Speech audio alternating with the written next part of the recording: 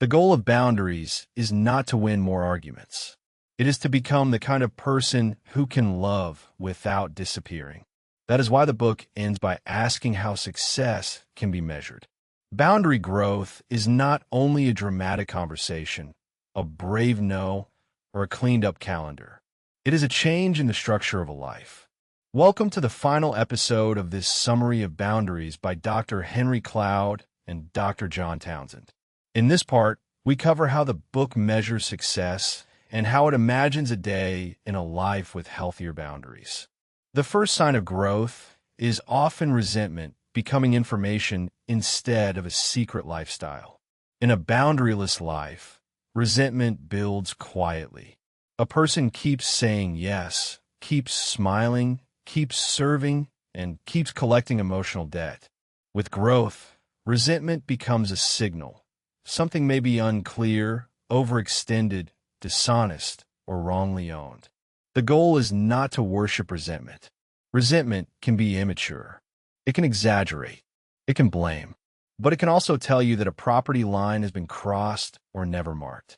Mature people learn to listen to the signal without letting it drive the car. Another sign of success is the ability to say no with less panic. At first, no may feel like violence. Later, it becomes a truthful word. It can be spoken calmly. It can be spoken kindly. It can be spoken without a courtroom speech. This is one of the marks of freedom. You no longer need to justify every limit until the other person approves.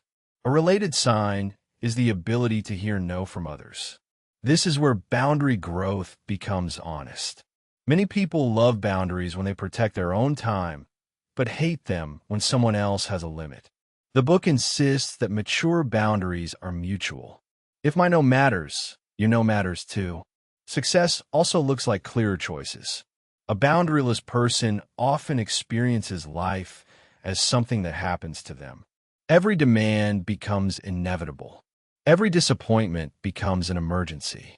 With boundaries, the person begins to see options. I can help this much. I can decline. I can negotiate. I can ask for time. I can let the consequence stand. I can choose a costly yes because it aligns with love, not because fear owns me.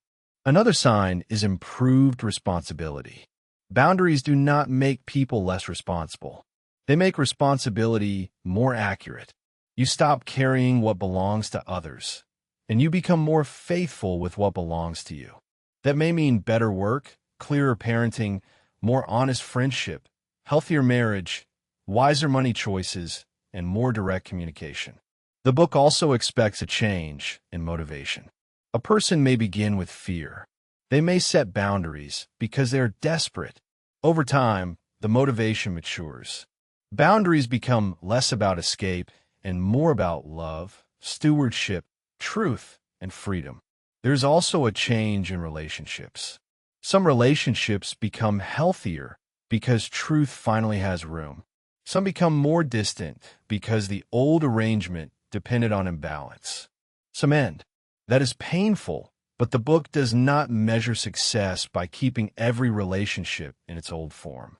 It measures success by whether love and truth are becoming more real. Cloud and Townsend's final picture returns to daily life. The contrast with Sherry's opening day matters.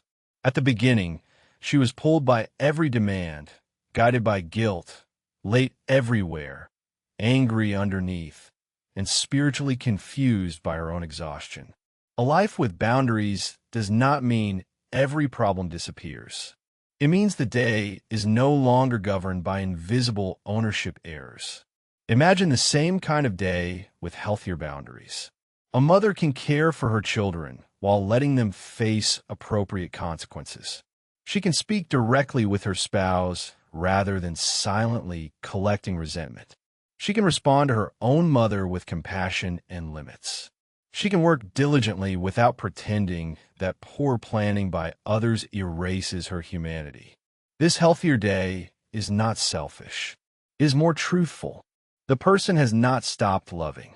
She has stopped confusing love with unlimited availability. The book's final movement also reminds us that boundaries take time. People do not become mature through one sentence. They practice. They fail. They overcorrect. They feel guilt and survive it. They repair when they speak harshly. They learn which relationships can tolerate truth. They build support. They try again. This is why the book's message is both simple and demanding. Simple, because the central question is always ownership. What belongs to me? What belongs to you? What does love require from me? And what am I trying to control that I cannot control? Demanding, because those questions reach into family, faith, work, marriage, parenting, friendship, habits, money, and the private motives of the heart.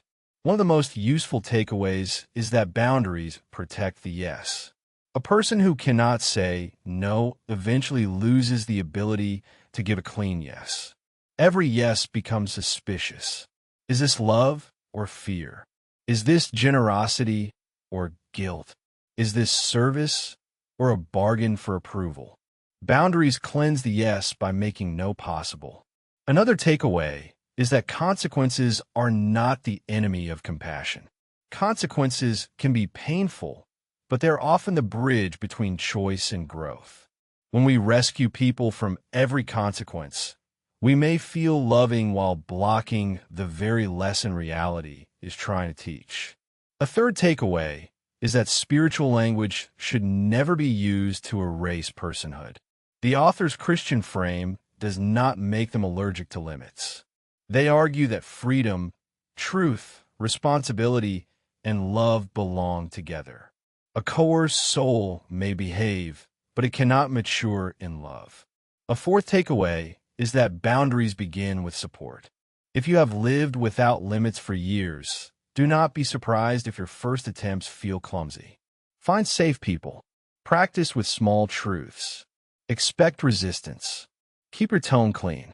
Let your no be clear enough to be understood and kind enough to reflect your values. And finally, remember that boundaries are not a technique for making everyone respect you. Some people may not. Boundaries are a way to live honestly before God, yourself, and others. They do not guarantee a painless life. They make a truthful life possible. Thank you for listening to this full summary of boundaries. If this series helped, the most practical next step is not to make a dramatic speech. Start smaller. Notice one place where resentment is telling you a limit is unclear. Ask what actually belongs to you. Then speak or act with truth, kindness, and follow through. Final close. A life with boundaries is not a life without love. It is a life where love finally has a home, a gate, and a person standing there awake. Measuring success also means noticing what no longer controls you. Maybe anger no longer controls you because you can speak before resentment explodes. Maybe guilt no longer controls you because you can distinguish disappointment from wrongdoing. Maybe fear no longer controls you because you have survived someone's disapproval and remain standing. Another sign is the ability to repair. Boundary growth does not mean you always speak perfectly. You may sound too sharp. You may withdraw too far. You may make a limit unclear. Mature people repair without surrendering the boundary itself. They can say, "I was harsh in my tone, and the limit still stands." The final picture of daily life is powerful because it keeps the book grounded. The goal is not a theory called boundaries.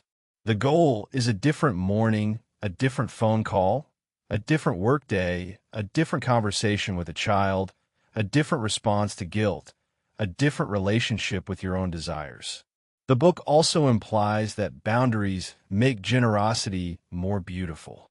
When a person can truly say no, their yes becomes more trustworthy. Others do not have to wonder whether the gift is secretly building resentment. The giver is present because they chose to be present. In the end, boundaries is about maturity. Mature people are connected but not fused, compassionate but not controlled, honest but not cruel, responsible but not over-responsible, free but not selfish. The whole book is an argument that love and limits are not enemies. They are partners. For a viewer applying this summary, The safest first step is often observation. Notice where you feel chronic resentment. Notice where you avoid asking for help. Notice where you push past another person's no. Notice where you call control love. Notice where you expect someone else to own what belongs to you. Observation turns vague pain into a map. Then choose one small act of truthful ownership, not a dramatic life overhaul. One clear no, one direct conversation, one consequence allowed to stand, one request for help, one calendar limit, one budget boundary, one apology for crossing someone else's line. Boundary growth becomes real through repeated practice.